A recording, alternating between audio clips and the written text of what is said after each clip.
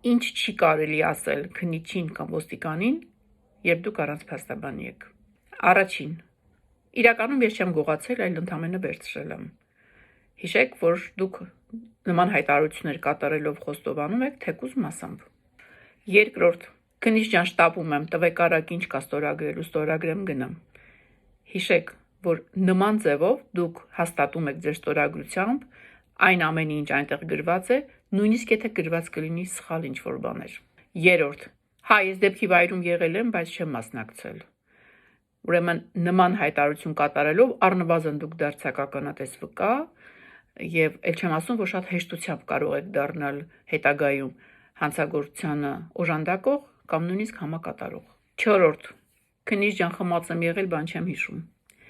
Հիշեք, որ նման հայտարարություն կատարելով դուք միայն բարդացնում եք ձեր վիճակը, քանի որ հանցանքը ալկոհոլի կամ թմրանյութի ազդեցության տակ կատարելը համարվում է ծանրացնող հանգամանք։ 5-րդ. փաստաբան չունեմ, բայց խնդիր չկա, կարող ենք սկսել։ Միանգամից ասեմ, շատ վատ գաղափար է։ Եվ ամեն դեպքում ինչ անել, եթե հայտնվել եք նման իրավիճակում, ուրեմն խոճապի չմատնվել, լռել եւ հայտարարել, որ դուք կխոսեք եւ կստորագրեք բացառապես այն ժամանակ, երբ ձեր կողքին կլինի ձեր ընտրած փաստաբանը։